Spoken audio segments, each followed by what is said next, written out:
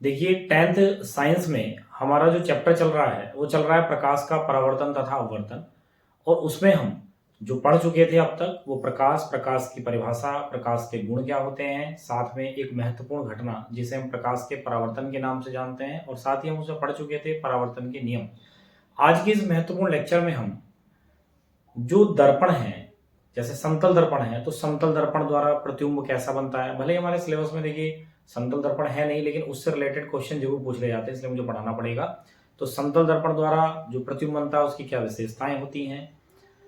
जैसे यहाँ पर एक शब्द आया प्रतिबिंब, तो हम उसे पहले जानने की कोशिश करेंगे कि प्रतिबिंब क्या होता है। फिर चूंकि आपको पता ही है कि प्रकाश के परावर्तन की घटना पर जो आधारित है वो कौन है, दर्पण है। और दर्पण जो है समतल दर्पण होते हैं, गोले दर्पण होते हैं, तो गोले दर्पणों को भी हम इसमें पढ़ेंगे। गोले दर्पण कितने प्रकार के होते हैं, क्या उनकी परिभाषाएं होती हैं, ये सब बातें हमें इस आज के महत्वपूर्ण लेक्चर में पढ़नी है।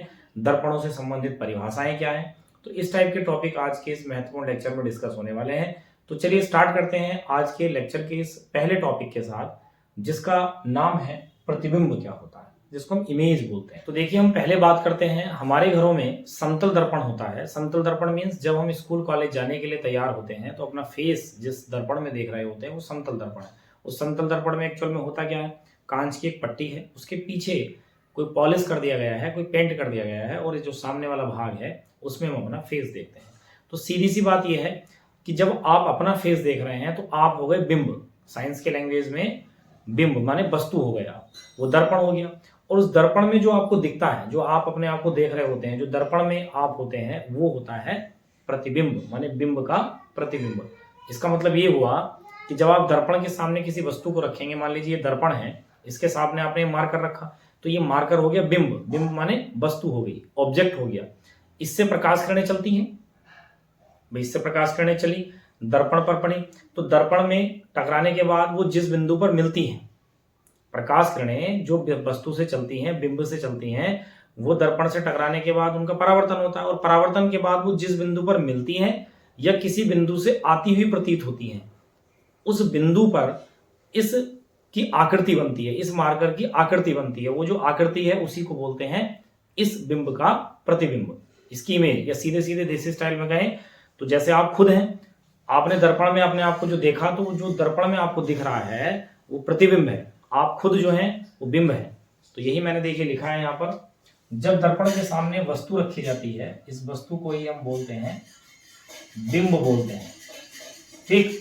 तो जब वस्तु रखी जाती है तब दर्पण में उस वस्तु की आकृति बन जाती है, माने दर्पण में आकृति बनती है ना कोई, इस आकृति को वस्तु का प्रतिबिंब कहते हैं।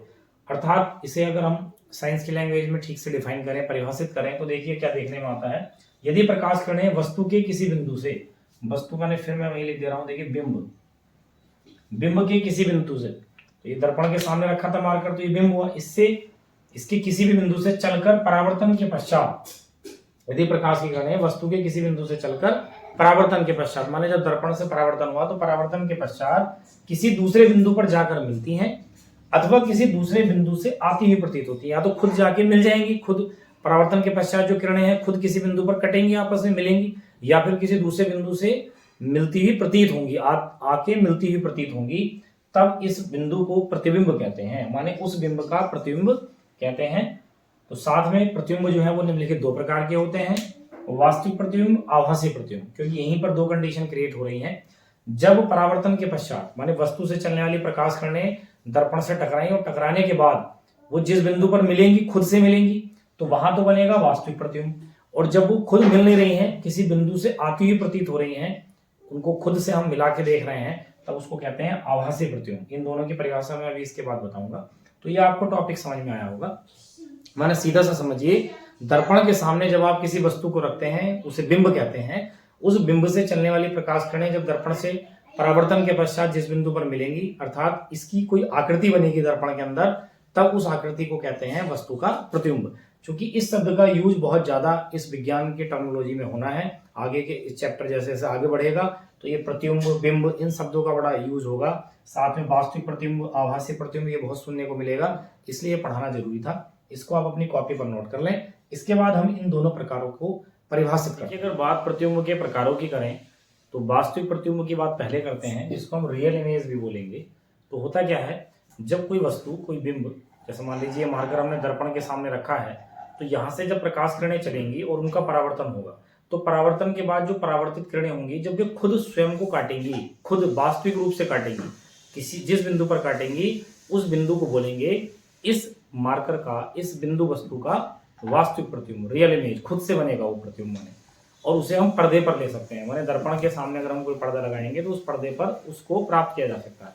तो यही लिखा है, जब किसी बिंदु वस्तु, देखिए बिंदु वस्तु का मतलब ये है, कभी आप सोचें, दो अलग शब्द नहीं है, माने कोई बिंदु भी हो सकता है और कोई वस्तु, तो उसे हम साइंस की लैंग्वेज में वस्तु हो तो उसे बिंदु या बिंब ही बोल देते हैं। तो जब कोई बिंदु वस्तु से चलने वाली प्रकाश किरणें परावर्तन के पश्चात, माने जब बिंदु वस्तु से किरणें चलती हैं, प्रकाश किरणें चलती हैं और वो दर्पण पर पहुंचती हैं, तो दर्पण से उन प्रकाश किरणों का क्या होता है, परावर्तन। तो परावर्तन के पश्चात किसी बिंदु पर वास्तव में मिलती है, माने खुद से मिल रही होती हैं, तब इस बिंदु को हम उस बिंदु वस्तु का क्या कहते हैं, वास्तविक प्रतिबिंब कहते हैं, कि माने वहां खुद से उसे रियल इमेज कहते हैं। तो मेरा कहने का मतलब ये है कि जब प्रकाश किरणें यहाँ से चलेंगी और दर्पण पर पड़ने के बाद उनका परावर्तन होगा, परावर्तन के पश्चात वो किरणें टकरा के, मतलब जो किरणें यहाँ से गई उनका परावर्तन हुआ, माने टकरा के वापस आई, तो जिस बिंदु पर वो मिलेंगी, वास्तव में मिलेंगी, उसे बोलेंगे वास्तविक प्रतिबिंब, और इसे पर्दे पर आप प्राप्त कर सकते हैं। दूसरा प्रतिबिंब है आभासी प्रतिबिंब, जिसे हम इमेजनरी इमेज बोलते हैं। इसमें क्या होता है, जब किसी बिंदु वस्तु से, फिर वही बिंदु वस्तु माने मार्कर या कोई और भी चीज हो सकती है, बिंदु डॉट भी हो सकता है, तो यहां से प्रकाश किरणें चली, तो चलने वाली प्रकाश किरणें दर्पण से टकराई, अर्थात परावर्तन हुआ, तो परावर्तन के पश्चात किसी दूसरे बिंदु से आती हुई, माने वे परावर्तन के पश्चात जो किरणें हैं वो खुद से नहीं कटती किसी बिंदु पर, वो टकरा के किसी अन्य दिशा में जा रही होती हैं, तो उन्हें पीछे की तरफ को मिलाया जाता है, माने ऐसा लगता है जैसे आती हुई प्रतीत हो रही हो, तो प्रतीत हो रही है, वास्तव में वो परावर्तित किरणें मिलती नहीं है खुद से, वो किसी बिंदु से आती हुई प्रतीत होती है, तो इसलिए वो प्रतीत हो रही हैं, आभास हो रहा है उनका, वास्तव में नहीं मिल रही हैं, इसलिए ऐसे प्रतिबिंब को कहते हैं आभासी प्रतिबिंब। तो लिखा है, जब किसी बिंदु वस्तु से चलने वाली प्रकाश किरणें परावर्तन के पश्चात किसी दूसरे बिंदु से आती हुई प्रतीत होती हैं, माने परावर्तित किरणें आपस में मिली नहीं, आती हुई प्रतीत हो रही हैं किसी बिंदु से, परावर्तित किरणें भी, तब हम इस बिंदु को, जिस बिंदु से वो आती हुई प्रतीत हो रही है, उस बिंदु को वस्तु का आभासी प्रतिबिंब कहते हैं। इसे पर्दे पर नहीं लिया जा सकता है। तो इस प्रकार से आज के अभी इस टॉपिक में मैंने आपको क्या बताया है, प्रतिबिंब क्या होता है और प्रतिबिंब के दो प्रकार हैं, उनको परिभाषित किया है। इसको भी आप अपनी कॉपी पर नोट कर लें। इसके बाद हम नेक्स्ट टॉपिक की बात करते हैं। देखिए, इसके बाद बात करते हैं समतल दर्पण द्वारा जो प्रतिबिंब बनता है उसकी क्या विशेषताएं हो सकती हैं। मीन्स जिस दर्पण में आप घर पर अपना फेस देख रहे होते हैं उसमें जो प्रतिबिंब बनता है, माने जैसे आप हैं और फिर आप दर्पण में दिख रहे होते हैं, तो उसकी क्या विशेषताएं होती हैं। तो देखिए, यहाँ पर मैंने आपको लिखा है, मैं पॉइंट वाइज आपको समझाता हूँ। तो टॉपिक है हमारा समतल दर्पण द्वारा बने प्रतिबिंब की विशेषताएं, तो वो निम्नलिखित है, जो लाइन आपको पता ही रहती है। फर्स्ट पॉइंट क्या है, समतल दर्पण द्वारा बना प्रतिबिंब आभासी तथा सीधा होता है। आपने देखा होगा कि जब दर्पण में आप अपने आप को देखते हैं तो जो आपका सर है वो सर होता है, जहाँ पैर हो पैर होते हैं। ऐसा तो नहीं होता कि आपका जो दर्पण में जो प्रतिबिंब बनता है उस सर की जगह पैर हो गए हों और पैर की जगह सर हो गए हों, तो सीधा बनता है। और ये आपको पता है कि जब सीधा बनता है तो फिर वो आभासी होता है। तो इसलिए कहते हैं कि समतल दर्पण द्वारा जो बना प्रतिबिंब है वो हमेशा आभासी और सीधा होता है। इसके बाद दूसरा पॉइंट है, दर्पण में जो समतल दर्पण द्वारा जो प्रतिबिंब बनेगा वो वस्तु के आकार के जैसा ही बनता है। इसका मतलब जैसी वस्तु होगी दर्पण के सामने, जितने आकार की होगी उतने ही आकार का प्रतिबिंब समतल दर्पण बनाता है। तो यही लिखा है, देखिए, इस दर्पण द्वारा बना प्रतिबिंब वस्तु माने जिसे हम बिंब भी कहते हैं, बिंब के आकार के बराबर होता है। माने दर्पण के सामने वस्तु जितने आकार की है तो दर्पण में प्रतिबिंब भी उतने आकार का दिखता है। आप खुद इमेजिन कर लीजिए, जब समतल दर्पण में आप अपने आप को देखते हैं तो आप देखते होंगे कि जितने आकार के आप हैं उतने ही आप दिखते होंगे। फिर यहाँ पर एक लिखा है कि अतः समतल दर्पण का आवर्धन 1 होता है। तो देखिए, आवर्धन की बात मैं भी इसी चैप्टर में थोड़ा आगे के लेक्चर्स में करूंगा। फिलहाल आप ये समझ लीजिए, क्योंकि ऑब्जेक्टिव में क्वेश्चन हो सकता है कि समतल दर्पण का आवर्धन कितना होता है, तो 1 होता है। इसका तीसरा पॉइंट है, तीसरा पॉइंट बड़ा इंपॉर्टेंट है, वो ये कहता है कि समतल दर्पण द्वारा जो प्रतिबिंब बनेगा वो उतना पीछे बनता है जितना आगे की ओर वस्तु होती है। मीन्स समतल दर्पण के लिए जितनी दूरी पर वस्तु रखी होती है सामने, उतनी ही पीछे प्रतिबिंब बनता है। अब वो पीछे क्यों नहीं दिखता, आपको दिखता क्यों है, क्योंकि हमारे मानव नेत्र की विशेषता, उस रेटिना की विशेषता के कारण। तो जबकि अगर आप देखें तो बनता ऐसे ही है, समतल दर्पण से अगर यहाँ रखी है वस्तु तो ये जितनी दूरी है, मान लीजिए ये 15 सेंटीमीटर है, तो 15 सेंटीमीटर पीछे की तरफ को ही प्रतिबिंब बनेगा। तो समतल दर्पण से जितनी दूरी पर वस्तु होती है, प्रतिबिंब समतल दर्पण से पीछे की तरफ उतनी ही दूरी पर बनता है। इसलिए देखिए लिखा है प्रतिबिंब समतल दर्पण के पीछे उतनी ही दूरी पर बनता है जितनी दूरी पर वस्तु दर्पण के सामने रखी होती है। इसलिए फिर फॉर्मूला भी लिखा है दर्पण से प्रतिबिंब की दूरी बराबर दर्पण से वस्तु की दूरी। तो सीधी सी बात है कि समतल दर्पण में जितनी दूरी पर वस्तु रखेंगे उतनी ही दूरी पर दर्पण से पीछे की तरफ को उसका प्रतिबिंब बनेगा। फिर चौथा पॉइंट है समतल दर्पण द्वारा बना प्रतिबिंब पार्श्व परिवर्तित होता है। पार्श्व कहते हैं साइड को, परिवर्तित माने उल्टा, इसे उत्क्रमण परिवर्तित भी कह सकते हैं। इसका मतलब ये है कि जब आप दर्पण में अपने आप को देखते हैं तो जो आपका दायां हाथ होता है वो बायां हो जाता है प्रतिबिंब में, और जो आपका बायां हाथ है वो प्रतिबिंब में दायां हाथ दिखाई पड़ता है। इसका मतलब साइडें बदल जाती हैं, माने समतल दर्पण द्वारा जो प्रतिबिंब बनता है उस प्रतिबिंब और उस वस्तु की साइडें बदली हुई होती हैं।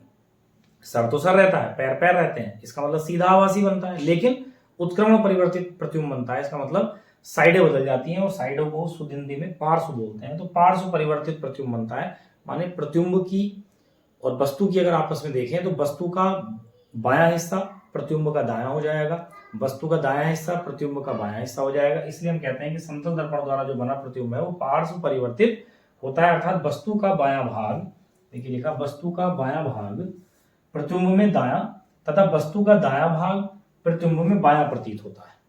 उसका last point very important point है, क्या है, अगर मान लीजिए आप किसी दर्पण से अपना पूरा प्रतिबिंब देखना चाहते हैं और आप 5 फीट के हैं तो दर्पण कितनी हाइट का होना चाहिए? तो दर्पण कम से कम 2.5 फीट का होना चाहिए। मींस जितनी वस्तु की ऊंचाई है उसकी आधी ऊंचाई का दर्पण आपके पास होना चाहिए, तो वो आपको पूरा प्रतिबिंब दिखा पाएगा। ये कई बार क्वेश्चन पूछ लिया जाता है कि अगर आप 5 फीट के हैं तो दर्पण कितने फीट का होना चाहिए अपना पूरा प्रतिबिंब देखने के लिए? तो अधिकांश बच्चे कहते हैं 5 फीट का दर्पण होना चाहिए। ऐसा नहीं है। अगर आप स्पष्ट प्रतिबिंब अपना देखना चाहते हैं तो अब आपकी जितनी हाइट है उसकी आधी हाइट, माने आपकी जितनी ऊंचाई है उसकी आधी ऊंचाई का दर्पण, समतल दर्पण अगर है तो वो आपको आपका प्रतिबिंब दिखा पाएगा। तो ये लिखा है समतल दर्पण द्वारा किसी वस्तु का पूरा प्रतिबिंब देखने के लिए दर्पण की ऊंचाई वस्तु की ऊंचाई की कम से कम आधी होती है या आधी होनी चाहिए। तो इस प्रकार से ये दर्पण से बने प्रतिबिंब की विशेषताएं हैं। एक बार इनको रिवाइज कर लें। रिवाइज में देखिए दर्पण, समतल दर्पण द्वारा जो प्रतिबिंब बनता है वो सीधा और आभासी होता है। आप सीधे ही दिखते हैं, माने सर सर दिखता है, पैर पैर दिखते हैं, तो सीधा आभासी बनता है। बस ये है कि दर्पण से पॉइंटों को थोड़ा मिक्सिंग करके बोल दे रहा हूँ, सीधा आभासी तो बनता है लेकिन बायां हिस्सा दायां हो जाता है और दायां हिस्सा बायां। ठीक। फिर समतल दर्पण से जितनी दूरी पर आप वस्तु रखते हैं उतनी दूरी पर पीछे की तरफ प्रतिबिंब बनता है, और अगर आप अपना वस्तु का प्रतिबिंब पूरा देखना चाहते हैं तो दर्पण की जो हाइट होनी चाहिए कम से कम वो आपकी हाइट की आधी होनी चाहिए। तो इस प्रकार से टॉपिक कंप्लीट हो जाता है। यहाँ से ऑब्जेक्टिव क्वेश्चन पूछे जा सकते हैं इन विशेषताओं में से, तो इसको आप ठीक से रिवाइज करें और अपनी कॉपी पर नोट कर लें। इसके बाद नेक्स्ट टॉपिक पर चलते हैं। देखिए इसके बाद हम बात करते हैं इस चैप्टर की इंपॉर्टेंट टॉपिक, जो कि प्रकाश के परावर्तन के आधार पर दर्पण बनते हैं, हमें पता है, लेकिन दर्पणों में भी गोलीय दर्पण बड़े इंपॉर्टेंट है, जो हमारे सिलेबस का इंपॉर्टेंट भाग है। गोलीय दर्पण मीन्स क्या होता है इसको समझने की कोशिश करते हैं। देखिए नाम से क्लियर कर रहा है गोलीय, तो गोल आकार के होते होंगे। इसका मतलब यह है कि आपके पास मान लीजिए कोई गोला है खोखले कांच का। पहली बात तो गोला कैसा है? कांच का गोला है। दिमाग में सोचिए कांच का गोला है, खोखला है, अंदर कुछ नहीं उसके। खोखले कांच के गोले को आप काटेंगे तो काटने के बाद जो भाग मिलेगा उस भाग में आप क्या काम करेंगे, जो खोखला गोला जब आपने काट दिया बीच में से तो एक पोर्शन इधर हुआ एक पोर्शन इधर हुआ, तो उस पोर्शन में भी जब आप उस पोर्शन के भी एक भाग पर पॉलिश कर देंगे और एक को परावर्तक रखेंगे, चाहे अंदर वाले पृष्ठ पर पॉलिश करें, बाहर वाले को परावर्तक रखें, या बाहर वाले पृष्ठ पर पॉलिश करें, अंदर वाले को परावर्तक रखें, गहरे पृष्ठ को परावर्तक रखें, तब ऐसी स्थिति में जो दर्पण बनेगा वो गोलीय दर्पण कहलाएगा। मीन्स उसका जो सरफेस होगा, उसकी जो सतह होगी वो गोलीय होगी, जो मैं भी चित्र के माध्यम से बताऊंगा। तो पहले तो आप गोलीय दर्पण समझिए कि कांच का कोई खोखला गोला है इस टाइप से, आपने उसको कट किया, कट करने पर कुछ इस टाइप से मिलेगा ये वाला भाग, और ये वाला भाग आपको इस टाइप से मिलेगा। ठीक। तो या तो आप इसके इस भाग पर पॉलिश कर दीजिए, इसको परावर्तक रखिए, माने परावर्तन यहां से हो, या फिर आप यहां पॉलिश कर दीजिए गहरे भाग पर, इस उभरे पृष्ठ को परावर्तक रखिए। तो जो ये पूरी सरफेस है इसकी दर्पण की वो गोलीय है, इसलिए ऐसे दर्पणों को बोलते हैं गोलीय दर्पण। यही लिखा है देखिए, खोखले गोले के कांच को काटकर बनाए गए वे दर्पण जिसके एक भाग पर कलई पॉलिश इसे बोलते हैं तथा लाल ऑक्साइड का पेंट कर दिया जाए गोलीय दर्पण कहलाते हैं। ये दो प्रकार के होते हैं, एक होते हैं अवतल दर्पण और एक होते हैं उत्तल दर्पण। क्या होते हैं उनकी बात अभी करेंगे। फिलहाल आप समझिए कि कांच का कोई खोखला गोला है, उसको काटा, काटने से दो भाग मिले, इधर वाला भाग ये बना हुआ है, इधर वाला भाग ये बना हुआ है। इसमें भी दो पृष्ठ हैं, एक गहरा पृष्ठ, एक उभरा हुआ पृष्ठ। तो उभरे हुए पृष्ठ पर पॉलिश कर दी है, गहरे पृष्ठ को परावर्तक रखा है। इसमें गहरे पृष्ठ पर पॉलिश कर दी है, उभरा हुआ पृष्ठ परावर्तक रखा है। तो इस प्रकार से जो दर्पण होते हैं वो गोलीय हैं, क्योंकि इनकी सतह गोलीय है। दो प्रकार के इसीलिए हैं, देखिए, जब आपने कोई खोखले गोले के कांच को काट के भाग मिला, वो इस टाइप से आपको कोई भाग मिला, इसके दो पृष्ठ हैं, इसको हम ऐसा बोल देते हैं बिंदुओं को M1 M2, क्योंकि इंग्लिश में दर्पण को मिरर बोलते हैं, तो इसलिए इसके सिरे को M1 और M2 कह दिया। तो आप देखेंगे यहाँ पर जो गोलीय सतह है, अगर आप इसके उभरे हुए पृष्ठ पर पेंट कर देंगे या पॉलिश कर देंगे, और जो गहरा वाला पृष्ठ है इसको परावर्तक रखेंगे, मीन्स ये पृष्ठ परावर्तक है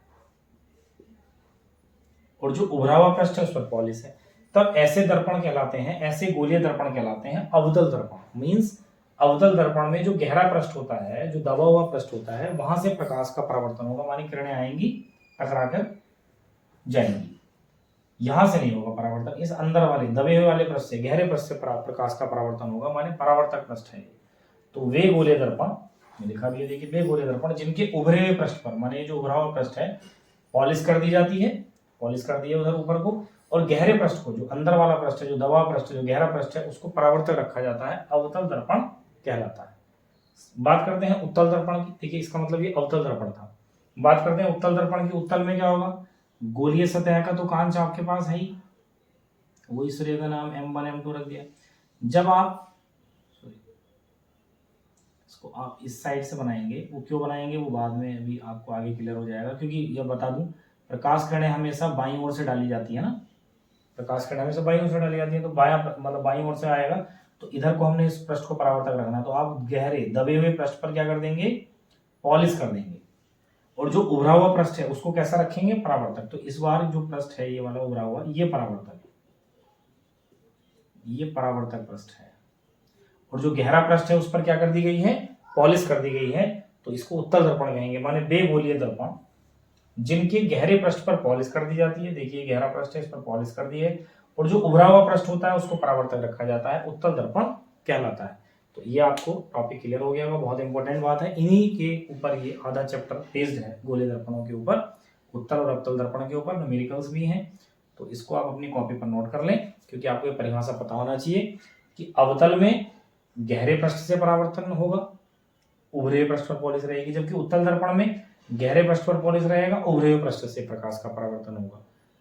तो इसके बाद नेक्स्ट टॉपिक की बात करें। देखिए, इसके बाद हम चलते हैं एक नए टॉपिक पर, जो कि है दर्पणों से संबंधित परिभाषाएं।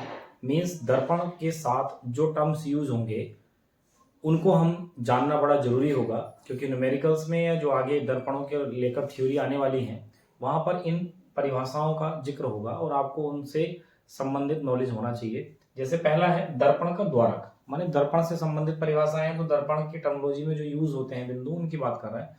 तो दर्पण का द्वारक किसे कहते हैं, तो देखिए, मैं यहाँ पर खींचकर बताता हूँ। जैसे मान लीजिए, चाहे उत्तल दर्पण है चाहे अवतल दर्पण है, तो ये जो पूरी गोलाई होती है M1 M2, जैसे मान लीजिए यहाँ पर इस तरफ पॉलिश है, उभरे पृष्ठ पर गहरा परावर्तक है, तो ये अवतल दर्पण है। तो अवतल दर्पण में जो परावर्तन होगा वो इस पूरी अंदर वाली गोलाई से होगा, माने हम कह दें सीधे सीधे, ये पूरी जो गोलाई होती है इसी को हम दर्पण का द्वारक कहते हैं, क्योंकि परावर्तक तल, इसे परावर्तक तल बोलेंगे ना, पूरी गोलाई से इधर की तरफ जो गहरी वाली गोलाई है उससे पूरे से परावर्तन हो सकता है, तो परावर्तक तल है। तो पूरे परावर्तक तल की जो गोलाई है, जो वो लंबाई है, उसको हम दर्पण का द्वारक कहते हैं। तो लिखा है दर्पण के परावर्तक तल की कुल गोलाई को, ये जो कुल गोलाई है इसी को दर्पण का द्वारक कहते हैं। माने जो M1 M2 है, M1 से लेकर M2 तक की जो गोलाई है उसे हम दर्पण का द्वारक कहेंगे। अगर हम ये उत्तल दर्पण में देखें तो आप इधर की तरफ पॉलिश करेंगे गहरे पृष्ठ पर, ये M1 सिरा, ये M2 सिरा, तो ये जो पूरी गोलाई है, ये पूरी की पूरी गोलाई दर्पण का द्वारक कहलाती है। तो अब कभी ऐसा आएगा दर्पण के द्वारक से, तो हम समझ जाया करेंगे कि पूरे परावर्तक तल की गोलाई की बात कर रहा है। इसके बाद है दर्पण का ध्रुव। ध्रुव क्या होता है, इंग्लिश में देखिए ध्रुव को पोल कहते हैं, पोल माने सिरा, कोई बिंदु। ये क्या होता है, जो पूरी गोलाई होती है, ये दर्पण का जो द्वारक होता है, सीधे सीधे कहते हैं, या जो परावर्तक तल होता है उसके मध्य बिंदु को हम कहते हैं। तो ये जो पूरी गोलाई है इसके मध्य बिंदु माने लगभग यहाँ, इसे हम दर्पण का ध्रुव कहते हैं और इसे कैपिटल पी से प्रदर्शित करते हैं, क्योंकि इंग्लिश में ध्रुव को आप बोलते हैं पोल, तो पोल का पी, तो पी से प्रदर्शित करते हैं। तो ये अवतल दर्पण हो गया। अगर हम इस चीज को उत्तल दर्पण के लिए बनाएं तो आप ये अंदर की तरफ पॉलिश करेंगे, इसको M1 इसको M2 कहेंगे। तो ये जो दर्पण का द्वारक है या परावर्तक तल है, इसके मध्य बिंदु दर्पण का ध्रुव कहते हैं और पी से प्रदर्शित करते हैं। तो इस प्रकार से ये दर्पण की संबंधित परिभाषाओं में 2 पॉइंट क्लियर आपको हो गए होंगे। देखिए इसमें लिखा है दर्पण के द्वारक मीन्स परावर्तक तल। द्वारक का मतलब यही तो है पूरा, तो ये परावर्तक की तल तो है पूरा के मध्य बिंदु को, ये मध्य बिंदु है, उसे दर्पण का ध्रुव कहते हैं और इसे कैपिटल पी से प्रदर्शित करते हैं। तो इसको आप समझ रहे होंगे, इनको आप दोनों पॉइंट को अपनी कॉपी पर नोट कर लें। इसके बाद जो और पॉइंट है उनकी बात करते हैं। तो देखिए इसके बाद 2 महत्वपूर्ण बिंदु, वक्रता केंद्र और वक्रता त्रिज्या किसे कहते हैं, जो दर्पणों में यूज होने वाले हैं। तो वक्रता केंद्र, केंद्र से ही लग रहा होगा, सेंटर की बात कर रहे हैं। तो देखिए जिस कांच के खोखले गोले को काटा है आपने दर्पण बनाने के लिए, गोले दर्पण बनाने के लिए, तो उस गोले के केंद्र को कहते हैं वक्रता केंद्र। कैसे, इसको एग्जांपल समझते हैं। मान लीजिए ये अवतल दर्पण है, क्योंकि उभरे हुए पृष्ठ पर पॉलिश है, गहरा पृष्ठ परावर्तक है। तो ये जिस कांच के खोखले गोले को काटा होगा तो उसका कोई केंद्र रहा होगा और लगभग केंद्र वो यहाँ रहा होगा, ऐसा मान लीजिए, क्योंकि भाई ऐसे करके पूरा आया होगा।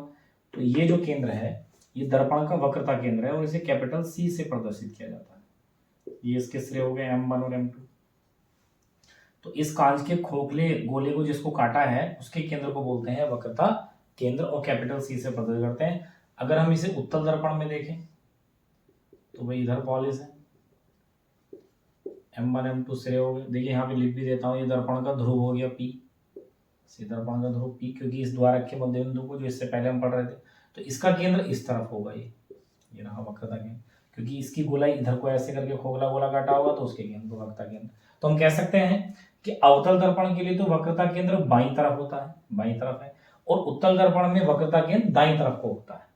तो यहाँ बाईं तरफ को है, उधर दाईं तरफ को है, तो ये वक्रता केंद्र होता है। तो ये लिखा है गोले दर्पण जिस कांच के खोखले गोले को काटकर बनाए जाते हैं उस गोले के केंद्र को आप वक्रता केंद्र कहते हैं। जिस भी गोले को काटा है उसके केंद्र को वक्रता केंद्र कहते हैं। इसके बाद वक्रता त्रिज्या है, बहुत इजी है, यहीं पर मैं आपको देखो बता देता हूं। वक्रता त्रिज्या, त्रिज्या का मतलब क्या होता था, केंद्र से परिधि तक की दूरी। तो यहां भी यही है, जो वक्रता केंद्र है दर्पण का और जो दर्पण का ध्रुव है वहां तक की दूरी को बोलते हैं वक्रता त्रिज्या, माने ये कैपिटल R, ये वक्रता त्रिज्या। तो ऐसे यहाँ पर दर्पण के ध्रुव से वक्रता केंद्र तक की दूरी कहलाती है वक्रता त्रिज्या, कैपिटल R से प्रदर्शित करते हैं। तो ये तो मैंने चित्र देखे इसी में जो ऐड कर दिया, आपको अलग से चित्र बना के ये C और P फिर दिखाने हैं और तब इस चित्र को नीचे दिखाना है, ठीक है ना। तो लिखा है गोले दर्पण के ध्रुव से, देखिए गोले दर्पण के ध्रुव से वक्रता केंद्र तक की दूरी, ये रहा वक्रता केंद्र तक की दूरी, दर्पण के ध्रुव से वक्रता केंद्र तक की दूरी वक्रता त्रिज्या कहलाती है। इसे कैपिटल R से प्रदर्शित करते हैं। तो देखिए R से प्रदर्शित करते हैं। तो इस प्रकार से ये 2 टर्म भी आपके हो जाते हैं। बहुत ज्यादा इनका जिक्र होगा वक्रता केंद्र और वक्रता त्रिज्या का, तो इसको सही से आप तैयार कर लें। इसके बाद बात करते हैं मुख्य अक्ष और मुख्य फोकस की। तो देखिए यहाँ पर पहले मुख्य अक्ष लिखा है, इसको समझा देता हूँ फिर इसकी बात करेंगे। मान लीजिए क्या ये है ही अवतल दर्पण M1 M2, इसमें ये दर्पण का ध्रुव हो गया P और यहाँ पर हो गया इसका वक्रता केंद्र C। तो किसी भी गोलीय दर्पण में दर्पण के ध्रुव से वक्रता केंद्र को मिलाते हुए सीधे आगे की तरफ ऐसे खींची गई रेखा और इधर को खींच दो चाहे, ये सब क्या कहलाएगी, ये मुख्य अक्ष कहलाती है, ये मुख्य अक्ष है, ठीक है ना। तो किसी भी गोलीय दर्पण में दर्पण के ध्रुव से वक्रता केंद्र को मिलाते हुए सीधे आगे की तरफ और पीछे की तरफ को खींची गई रेखा क्या है, तो इधर को खींच दिया तो ये मुख्य अक्ष ही। ऐसे ही अगर मान लीजिए मैं पीछे की तरफ इसलिए कह रहा हूँ, उत्तल दर्पण के लिए कह रहा हूँ। जैसे मान लीजिए अगर हम उत्तल दर्पण बनाए तो ये गहरा वाला पृष्ठ पर पॉलिश है, M1 M2 सिरे हो गए, ये दर्पण का ध्रुव हो गया आपका P और यहाँ इसका वक्रता केंद्र हो गया C। तो दर्पण के ध्रुव से आपने वक्रता केंद्र को मिलाते हुए ऐसे रेखा खींच दी, तो ये क्या कहलाएगी, ये मुख्य अक्ष है, मुख्य अक्ष है। तो किसी भी गोलीय दर्पण में दर्पण के ध्रुव से वक्रता केंद्र को मिलाते सीधे खींची गई रेखा, वक्रता ध्रुव से वक्रता केंद्र को मिलाते सीधे खींची गई रेखा मुख्य अक्ष कहलाती है, ठीक है ना। तो आप समझ रहे होंगे गोलीय दर्पण में बाईं ओर होगा वक्रता केंद्र, तो इसलिए उधर को बाईं ओर को खींची गई है, उसमें दाईं ओर को होगा तो दाईं ओर को खींची गई है। तो इस प्रकार से ये मुख्य अक्ष है। तो लिखा है दर्पण के ध्रुव से वक्रता केंद्र को मिलाते हुए सीधे खींची गई रेखा मुख्य अक्ष कहलाती है। तो अगर मान लीजिए हमें दर्पण का ध्रुवी ना पता होता, वक्रता केंद्र ना पता होता, तो फिर मुख्य अक्ष को कैसे परिभाषित करते? तो इसलिए आपको ध्यान रखना है। उसके बाद वेरी इंपॉर्टेंट टॉपिक है 6 नंबर पर मुख्य फोकस। मुख्य फोकस क्या होता है? तो इसी को भी मैं आपको चित्र के माध्यम से समझाने का प्रयास करता हूँ। देखिए पहले मैं अवतल दर्पण के लिए बता रहा हूँ। तो ये अवतल दर्पण है भाई, M1 M2 इस दर्पण के सिरे हो गए। ये दर्पण का हो गया ध्रुव आपका, और यहां हो गया लगभग आपका वक्रता केंद्र। ठीक, इसको आपने मिलाते हुए ये सीधी रेखा खींच ली। मेरे से सीधी नहीं खींची है, लेकिन आप लोग सीधी खींच लेना, ठीक है ना। तो दर्पण के ध्रुव से मुख्य जो वक्रता केंद्र उसको मिलाते हुए सीधे आपने खींची रेखा, तो ये मुख्य अक्ष है। तो क्या होता है, जब मुख्य अक्ष के समांतर प्रकाश किरणें चलती हैं और दर्पण पर वो टकराती हैं, तो दर्पण से हो जाता है उनका परावर्तन। और परावर्तन होने के बाद जैसे ये यहां पर कटी, मान लीजिए इधर ऐसे निकल गई, ऐसे इधर मुख्य अक्ष से समांतर ये ऊपर से जाके टकराई, ऐसे मुख्य अक्ष से समांतर मान लीजिए नीचे से जाते हुए टकराए इस दर्पण पर, ये टकराई हुई, तब इसका यहां से परावर्तन हुआ तो ये ऐसे निकल गई। ठीक, तो जिस बिंदु पर मिलती हैं, तो आप देख रहे होंगे इस गोलीय दर्पण में, मींस इस अवतल दर्पण में मुख्य अक्ष से समांतर जब प्रकाश किरणें चली, भाई ये मुख्य अक्ष से समांतर प्रकाश किरण चली, तो अपवर्तन के पश्चात मुख्य अक्ष के इस बिंदु को काटा इसने। फिर ऐसे ही एक समांतर किरण नीचे से चली, उसने भी मुख्य अक्ष के इसी बिंदु को काटा। तो जिस बिंदु पर वो मिलती ही है उस बिंदु को कहते हैं फोकस, मुख्य फोकस, और इसे कैपिटल F से प्रदर्शित करते हैं। तो ये बिंदु मुख्य फोकस है। ठीक, अगर हम इसे उत्तल दर्पण में समझने की कोशिश करें, M1 M2 सिरे हो गए, ये गहरे वाले पृष्ठ पर पॉलिश हो गया, ये दर्पण का ध्रुव हो गया भाई, और इधर ये वक्रता केंद्र हो गया। इसको आपने ऐसे खींच दिया तो ये मुख्य अक्ष हो गया। अब प्रकाश किरणें आपको पता है कि हमेशा क्या होता है, बाईं ओर से डाली जाती हैं। वो जब मैं आपको दर्पणों से नियम समझाऊंगा, तो देखिए इधर बाईं ओर से डालेंगे तो हमने मुख्य अक्ष को इधर की तरफ को बढ़ा लिया है, तो मुख्य अक्ष के समांतर ये प्रकाश किरण आई भाई, टकराई, परावर्तन हुआ तो ऐसे निकल गई। ऐसे ये एक समांतर किरण ये आई मुख्य अक्ष के और दर्पण पर टकराई और ये इधर को निकल गई। तो ये यहां पर मिली ही नहीं, परावर्तन के पश्चात जो परावर्तित किरणें हैं वो आपस में मिली नहीं, तो ये मिलती हुई प्रतीत होती है। कैसे? ऐसा लगता है जैसे मान लीजिए इस बिंदु से ये चली, ठीक है, तो ये यहां पर मिलती हुई प्रतीत हो रही है, इसलिए इसको फोकस बोलेंगे, ठीक है ना। ये मिलती हुई प्रतीत हो रही है, थोड़ा सा ऐसे ऐसे बनाते हैं इससे लगे, तो ये आती हुई प्रतीत हो रही है इस बिंदु की तरफ, ये कह लें कि मिलती हुई प्रतीत हो रही है। तो इसलिए परिभाषा में ऐसा बताया जाता है कि गोले दर्पण में मुख्य अक्ष के समांतर चलने वाली प्रकाश की किरणें जब परावर्तन के पश्चात मुख्य अक्ष के जिस बिंदु पर मिलती हैं या मिलती हुई प्रतीत होती है, इसमें तो डायरेक्ट मिल गई खुद ही सही, इसमें मिलानी पड़ी, माने मिलती हुई प्रतीत हो रही है, तब उस बिंदु को, मुख्य अक्ष पर जो बिंदु है उसको क्या बोलते हैं? मुख्य फोकस बोलते हैं। तो ये बड़ा समझने की जरूरत है, क्योंकि इसी यहीं पर समझ लीजिए प्रतिबिंब बनता है उस वस्तु का। जैसे यहाँ से किरणें चली हैं, तो वो जो वस्तु से चली है प्रकाश किरणें, तो उस वस्तु का प्रतिबिंब यहाँ बनेगा, उस वस्तु का प्रतिबिंब इसमें यहाँ बनेगा। तो ये आभासी प्रतिबिंब है, ये वास्तविक प्रतिबिंब है। वास्तविक है तो उल्टा बनेगा, आभासी है तो सीधा बनेगा यहाँ पर, ठीक है ना। तो यही लिखा देखिए, दर्पण की मुख्य अक्ष के समांतर, दर्पण की मुख्य अक्ष है इसके समांतर। एक एक बात को समझिए बिल्कुल एकदम क्लियर कर तरीके से, कि जो मैं लिखा है, जो बोल रहा हूँ, बिल्कुल माइंड में एकदम पिक्चराइज होना चाहिए।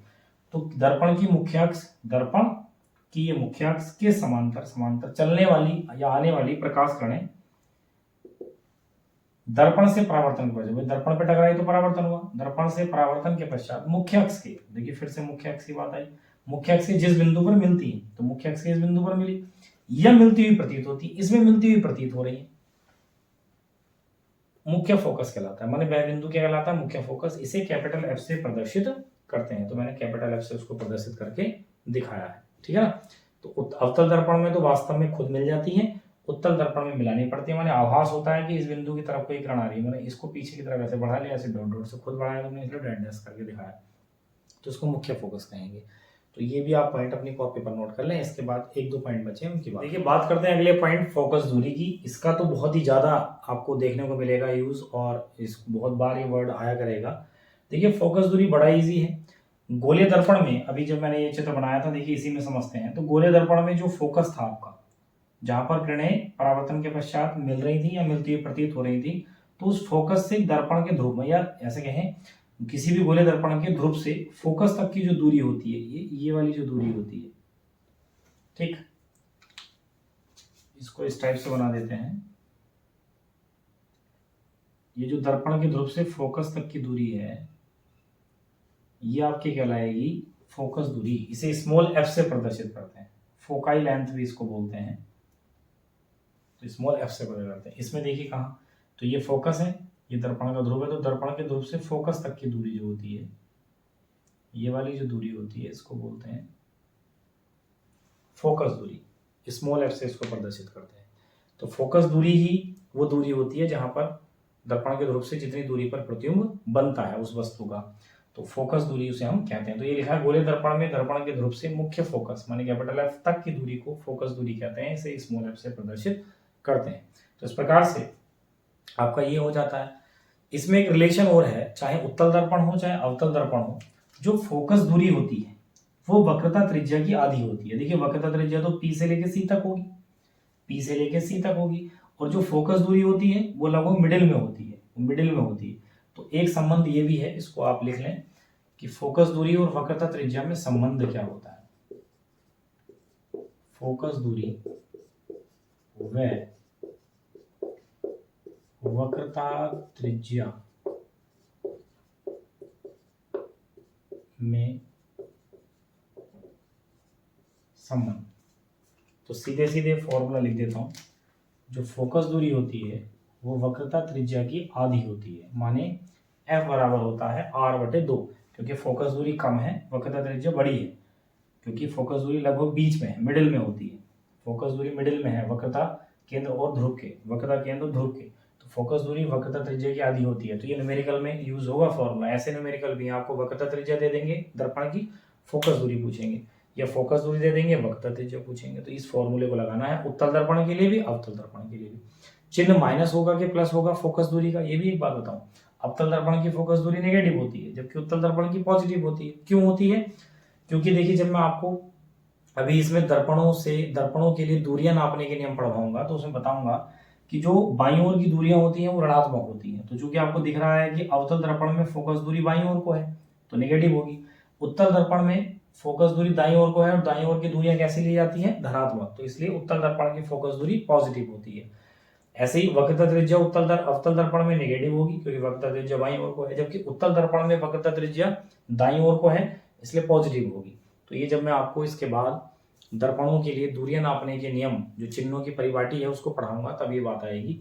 तो यहाँ पर ये टॉपिक, आज के लेक्चर यहीं पर हम कंप्लीट करते हैं।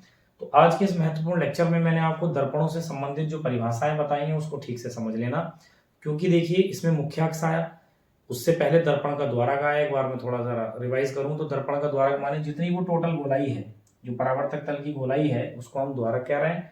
उसके मध्य बिंदु को ध्रुव कह रहे हैं। गोले दर्पण जिस गोले को काटकर बनाए गए हैं उसके केंद्र को वक्रता केंद्र कह रहे हैं। ध्रुव से लेकर वक्रता केंद्र तक की दूरी वक्रता त्रिज्या। कितनी सिंपल बात है। और फोकस क्या होता है? मुख्य अक्ष के समांतर जो भी प्रकाश किरणें परावर्तन के पश्चात मुख्य अक्ष के जिस बिंदु पर मिलेंगी या मिलती हुई प्रतीत होंगी वो फोकस। दर्पण के ध्रुव से फोकस तक की दूरी फोकस दूरी। तो कौन सा बिंदु कहाँ है, क्या है, वो आप समझ लें। ये बहुत महत्वपूर्ण टॉपिक है। साथ में मैंने आपको गोले दर्पण क्या होते हैं, वो कितने प्रकार हैं, उत्तल अवतल उनके प्रकार हैं, उनकी परिभाषा आपको बताई। साथ में समतल दर्पण द्वारा जो प्रतिबिंब बनता है उसकी विशेषताएं बताएं। तो ये पहले से लेक्चर से दूसरा लेक्चर और इम्पोर्टेंट हो जाता है, और चैप्टर के हम लगभग और करीब पहुंच रहे हैं और आगे बढ़ते चले जा रहे हैं। तो मेरा सभी स्टूडेंट से यही कहना है कि आप अपनी कॉपी पर इन सारे टॉपिकों को नोट करें, समझें। नोट करना बहुत जरूरी है, क्योंकि जब तक आप नोट नहीं करेंगे, केवल सुनते रहेंगे, तो आप भूल जाएंगे, समझ नहीं आएगी बात। तो कॉपी पर नोट भी करते रहें, समझें, और किसी का कोई भी क्वेश्चन है तो आप कमेंट के माध्यम से मुझसे डिस्कस करते रहें। जब इस चैनल की प्लेलिस्ट पर इस चैप्टर का अगला लेक्चर आएगा तो उसमें हम और महत्वपूर्ण टॉपिकों को डिस्कस करने वाले हैं। तब तक आप चैनल की प्लेलिस्ट पर बने रहिए और इसको रिवाइज करते रहिए।